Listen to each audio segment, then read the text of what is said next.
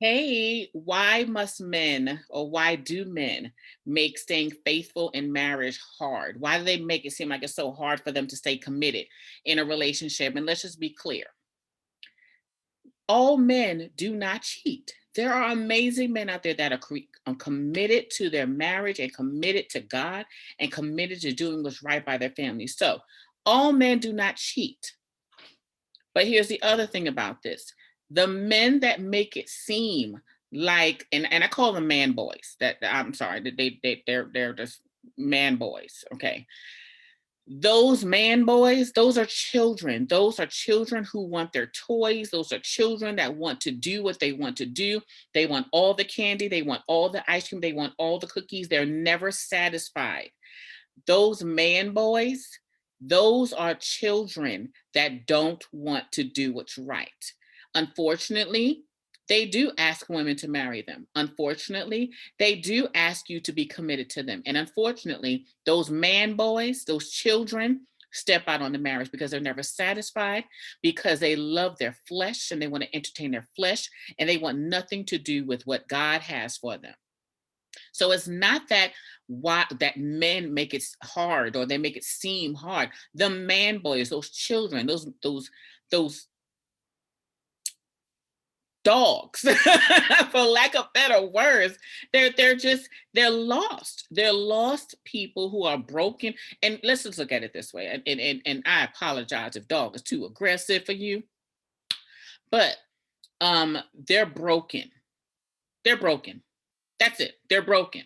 Because once you get to a certain age and maturity where you're wanting someone to marry you and stay committed to you, you should have gotten all of that out of your system.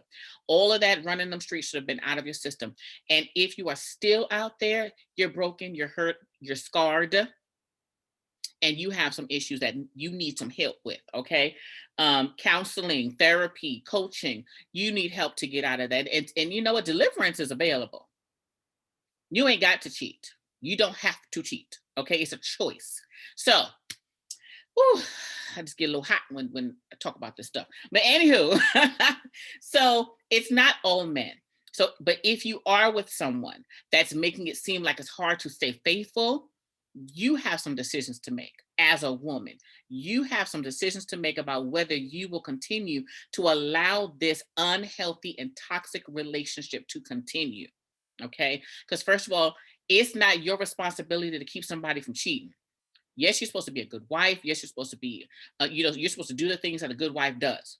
But it's not your responsibility to keep somebody from going out into them streets and putting your life in danger. Okay.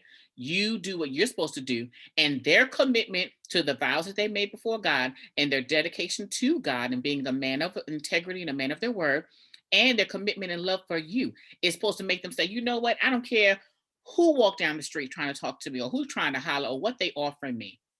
They're supposed to turn it away. So, like I said, good men don't cheat. There's good men out there that have no intentions of cheating. There's good men out there that want to love their wife and only their wife.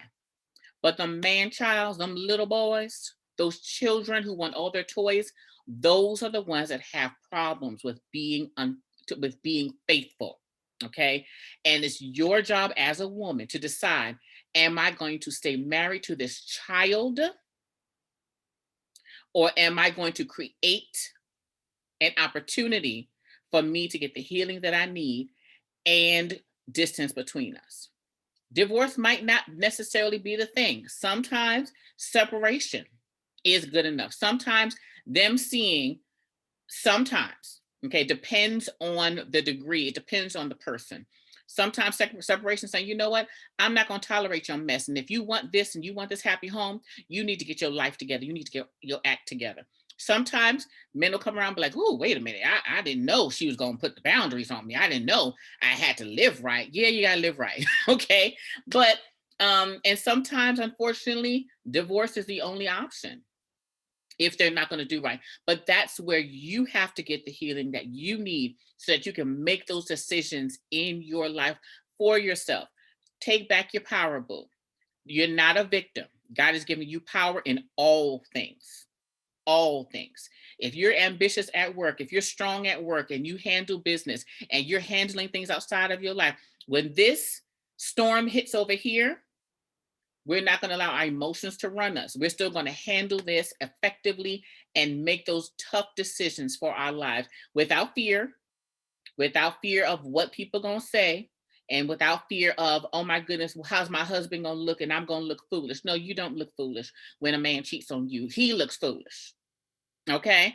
So if you need help with this, I have an amazing mentorship, Heal to Love, where I work with you one on one to get you to the point where you heal, where you are creating boundaries, where you're learning how to resolve conflict, and you're getting to the point where you can make those decisions regarding your life.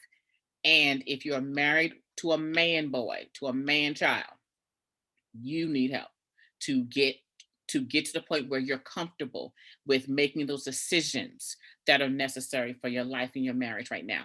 All right, sis. So click the link in my bio or DM the word mentorship to me, and I'll send you an application. It's an application process because I work very intensely with you. So got to make sure you're ready. All right, sis.